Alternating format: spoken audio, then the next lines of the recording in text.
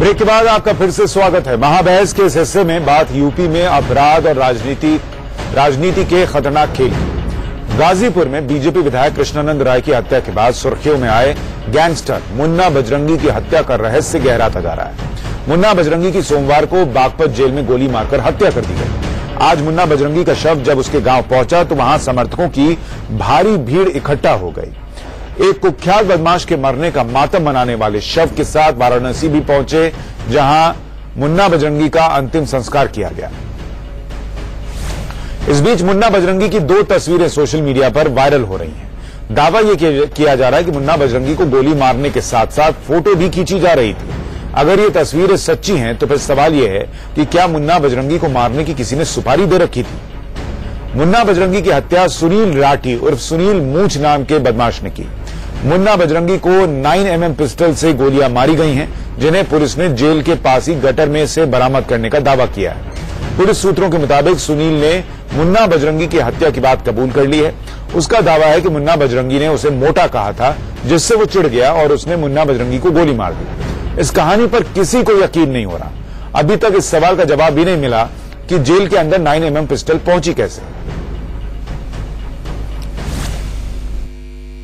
सुबह के समय सारे कैदी जब फ्रेश होने के लिए और चाय नाश्ते के लिए वो खोल दिया था उनने, सारे उसमें बाहर थे। उसने बताया कि वहां से पिस्टल से उसने घटना की और घटना करने के बाद उसने पिस्टल को गटर में फेंक दिया है।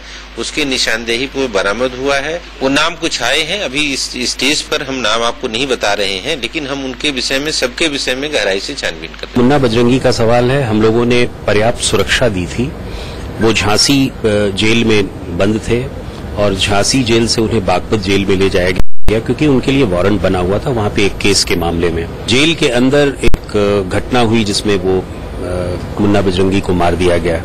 हम लोगों ने तत्काल इस केस में अपनी विवेचना के दौरान न केवल उसको हिरासत में लिया, उससे पूछताछ किया। अभी मेरी जानकारी में आया है, इसको चूंकि जुडिशियल इंक्वायरी भी चल रही है और इसमें एडीएम के लेवल पे भी इंक्वायरी हो रही है और इसमें एफआईआर भी दर्ज हुई है और विवेचना में, और ये पोस्टमार्टम भी इनका हुआ है, तो विवेचना में इन सभी तथ्यों का संज्ञान लेकर के देखा जाएगा। अब ये सब चीजें बाकी वास्तविकता क्या रही है, क्या घटनाक्रम रहा है, उसी के लिए जांचें सेटअप की गई हैं and let the inquiry reports come, everything will be. और इस वक्त की बड़ी खबर यह है कि मुन्ना बजरंगी की हत्या के मामले में एक नया मोड़ सामने आया है। मर्डर के बाद की 2 तस्वीरें सामने आई हैं। दोनों तस्वीरों में अंतर नजर आ रहा है। पहली तस्वीर में उसके सीने पर गोली का निशान नजर आ रहा है, जबकि दूसरी फोटो पर सीने पर गोली का कोई निशान नहीं। पुलिस का भी कहना है कि यह मामला उसके संज्ञान में है और इसकी जांच की जा रही है। और कहा यह जा रहा है कि उसे गोली मारी जा रही थी और तस्वीरें खींची जा रही थी, इसलिए एक तस्वीर में सीने पर गोली का निशान है और दूसरे में नहीं है।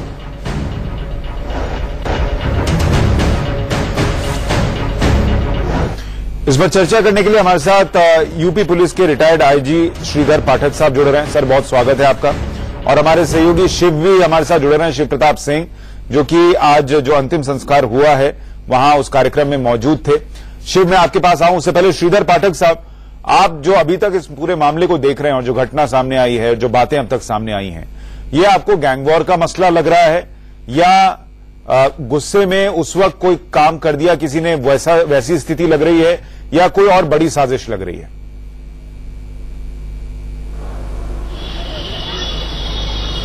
नहीं, ये गुस्से में ये घटना कारित की गई है, ये बात तो कोई पक्ष अपनी बात को कह रहा है, लेकिन मूल रूप से ये गैंगवार है और इनके मारे जाने के बाद कुछ अन्य लोगों के मारे जाने की, अपराधियों के मारे जाने की या विभिन्न गैंग के लोगों के मारे जाने की पक्की संभावना है। वो कहीं भी रह रहे हों, वो उसका बदला चुकता जरूर होगा। ये हमेशा से अपराधियों का चरित्र रहा है और इस तरह के मामलों में ऐसा होता भी है। जब ये लोग जेल में रिवॉल्वर या पिस्टल पहुंचा सकते हैं और वहां पर ये काम हो सकता है, तो ये मान लिया जाना चाहिए कि ये काफी सक्षम लोग हैं जिन्होंने इसे अंजाम दिया। और मृतक चाहे वो अपराधी रहा हो, चाहे सामान्य व्यक्ति रहा हो, लेकिन वो था जुडिशियल कस्टडी में। जुडिशियल कस्टडी में अपराधी की जान की सुरक्षा निश्चित रूप से की जानी चाहिए। ठीक है, आप बहुत अहम बात कह रहे हैं कि इसके पीछे वजह जो भी आप कह रहे हैं कि आपको लग रहा है कि ये गैंग वॉर हो सकता है, लेकिन ये मसला यहीं रुक जाएगा, ये नहीं। आप कह रहे हैं कि इसके पीछे अब बदला लेने की भावना से और हत्याएं जरूर होंगी, और जो लोग पिस्टल जेल में पहुंचा सकते हैं वो बाहर तो कुछ भी कर सकते हैं। ये आपकी आशंका सही है। हमारे साथ शिव प्रताप भी जुड़े हुए हैं। शिव प्रताप, चूंकि आप वहां थे अंतिम संस्कार के दौरान, जो वहां के लोग हैं जो इस अंतिम संस्कार में शामिल हुए, आपकी बात हुई होगी, उनकी फीलिंग क्या है, उनको क्या लग रहा है, क्या हुआ है? और जो आशंका जता रहे हैं श्रीधर पाठक साहब कि ये मसला यहीं खत्म नहीं होगा, अभी बदले की भावना से और कार्रवाई होगी, वैसी कोई सुगबुगाहट आपको उन लोगों के बीच बातचीत में या चर्चा में सुनाई दी क्या? बिल्कुल सुशांत, देखिए जो उनके परिवार के लोग हैं वो काफी आक्रोशित हैं इस बात को लेकर के, क्योंकि मुन्ना बजरंगी को झांसी से बागपत के जेल में शिफ्ट करने को लेकर के भी इन लोगों ने विरोध दर्ज करवाया था। इनके जो वकील हैं, डॉक्टर से बातचीत की थी और ये कहा था कि जब मुन्ना बजरंगी की तबीयत ठीक नहीं है, उनका ब्लड प्रेशर सही नहीं है, तो कैसे आप शिफ्ट कर रहे हैं। इसको लेकर के जो वहां के डॉक्टर हैं वो भी आश्वस्त थे कि वो अगर बंदी की तबीयत ठीक नहीं होगी तो वो इस बात को कतई लिखने को तैयार नहीं होंगे कि वो शिफ्ट करे वो बंदी। लेकिन उसके बावजूद मुन्ना बजरंगी झांसी से बागपत में शिफ्ट होता है। दूसरा सबसे बड़ा सवाल यह है सुशांत की जो आइसोलेशन सेल यानी जो तन्हाई वार्ड है उसमें 10 लोगों की क्षमता है, उसमें 11वां बंदी रखा जाता है यानी कि मुन्ना बजरंगी, और उस आइसोलेशन सेल में सुनील राठी, जो कि पहले से ही लोगों को अच्छी तरीके से मालूम है कि कहीं ना कहीं मुन्ना बजरंगी का विरोधी रहा है और विरोधी ग्रुप में शामिल रहा है। उसके बावजूद एडमिनिस्ट्रेशन को सारी जानकारी होने के बावजूद, इंटेलिजेंस के सारे इनपुट होने के बावजूद आखिरकार वजह क्या थी कि इस आइसोलेशन सेल में मुन्ना बजरंगी को रखा जाए, वो भी तब जब उनके जो वकील हैं पहले से ही इस बात की आशंका जता चुके हों, पहले से ही एप्लीकेशन दे चुके हों, उनकी पत्नी पहले से ही प्रेस कॉन्फ्रेंस कर चुकी हो लखनऊ में कि मुन्ना बजरंगी की हत्या की जा सकती है, साजिश रची जा रही है। तो आखिरकार वजह क्या थी कि सुनील राठी के साथ में रखा जाए, वो भी तब जब वहां उसमें सिर्फ 10 लोगों की जगह होती है। 11वां कैदी रखने की जरूरत क्या थी? दूसरा, तन्हाई बैरिक भी होता है जेल में, बड़ी जेल होती है, छोटी जेल नहीं होती है, चाहते तो रखा जा सकता था। दूसरा, जेलर को यह भी नहीं स्पष्ट हो सका था कि आखिरकार उसकी मौत कब हुई। उन्होंने कहा जब आइसोलेशन सेल खुला, लोग बाहर आए, तब जाकर के हम लोगों को जानकारी हुई कि उसकी मौत हो गई। तीसरी बात यह है सुशांत, सबसे बड़ा सवाल कि जो फोटोज वायरल हो रही हैं उसमें काफी चीजें संदेहास्पद हैं।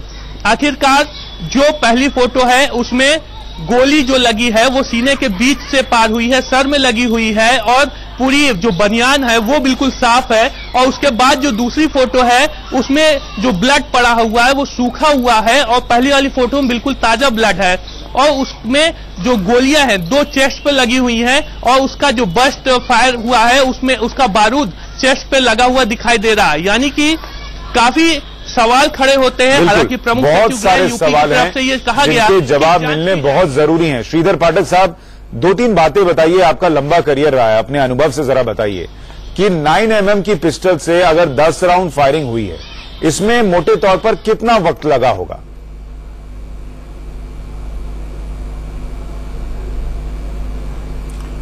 9mm पिस्टल से 10 राउंड फायर किए जाने में मुश्किल से 3 मिनट लगेगा। 3 मिनट? लेकिन अब उसने कितना वक्त लिया ये अलग बात है। नहीं, सर मैं ये कह रहा हूं, सर 3 मिनट का वक्त कम नहीं होता, क्योंकि वो 3 मिनट जेल के अंदर हैं और एक ऐसे कैदी के लिए इस्तेमाल हो रहे हैं वो 3 मिनट जिसकी जान को खतरा ये पहले से पता है। तो 3 मिनट में 10 राउंड फायरिंग हो गई। क्या 9mm की पिस्टल की गोलियां चल रही होंगी और आसपास के सुरक्षा गार्ड्स को सुनाई नहीं दी होंगी?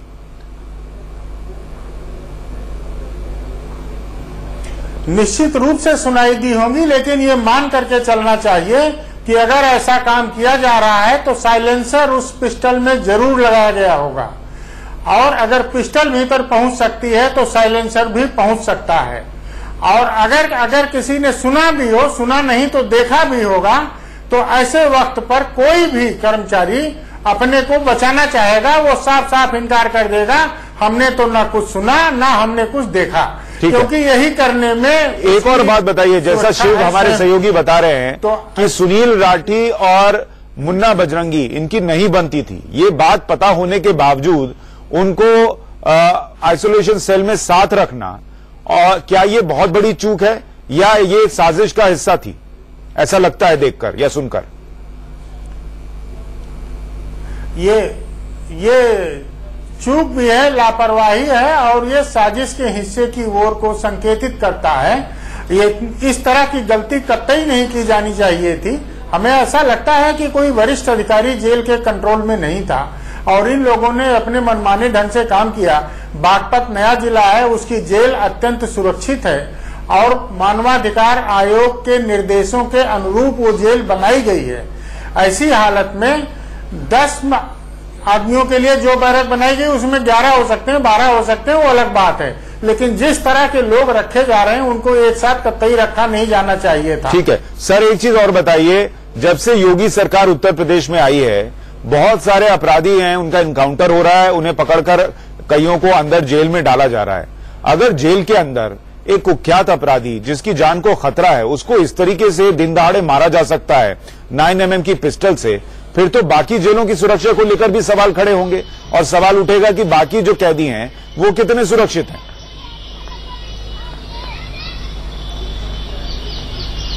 बिल्कुल आप सही कह रहे हैं, ये सवाल उठ सकता है, लेकिन ये कोई कॉमन नहीं है कि मुन्ना बजरंगी मार दिए गए तो बाकी सब लोग भी मार दिए जाएंगे, ये सब संभव नहीं है। लेकिन हाँ, चूंकि शासन ने डीआईजी जेल स्तर के अधिकारी को जांच सौंपी है पूरे मामले में, तो हमें आशा करनी चाहिए कि जेलों की आंतरिक सुरक्षा के बारे में वो अधिकारी जरूर छानबीन करेंगे और आवश्यक प्रबंध करने के लिए लोगों को निर्देशित करेंगे। ठीक है शिव प्रताप, मुझे एक चीज और बताइए, आप जो कि वहां मौके पर थे, 2 चीजें बताइए दर्शकों के लिए। एक तो जो मुन्ना बजरंगी के अंतिम संस्कार में इतने लोग शामिल हुए, उसकी वजह क्या थी? एक गैंगस्टर के लिए इतने सारे लोगों के मन में इस तरीके की भावना कि उसके अंतिम संस्कार में शामिल हुआ जाए, नारे लगाए जाएं, ये क्यों था? और क्या ये गैंग वॉर के साथ साथ कास्ट वॉर में भी तब्दील हो सकता है क्या? देखिए सुशांत, जो इतनी भारी संख्या में तमाम समर्थक जुटे और उनके नारे लगाए कि मुन्ना बजरंगी तुम अमर रहो, इस तरीके के जो नारे लगे और सैकड़ों की संख्या में गाड़ियां आई और लग्जरी गाड़ियां आई, हजारों लोग उनके अंतिम यात्रा में निकले, तो यही सवाल हमारे मन में भी था। हमने भी पूछा कि आखिरकार वजह क्या है, आप लोग इतने भारी संख्या में उनके साथ में है। तो उन लोगों का यही कहना था कि मुन्ना बजरंगी हम लोगों के लिए अच्छे आदमी थे, हम लोगों की हमेशा मदद करते थे, हम लोगों को अगर कोई परेशानी होती थी, कोई दिक्कत होती थी, किसी भी तरीके की मदद अगर चाहिए होती थी तो एन केन प्रकार हमें मदद मिलती थी और उसमें पुलिस भी कोई हस्तक्षेप नहीं कर पाती थी। और वहीं अगर जब किसी मामले में हम पुलिस के पास जाते थे तो वो उल्टा परेशान करती थी, मदद कहीं नहीं करती थी।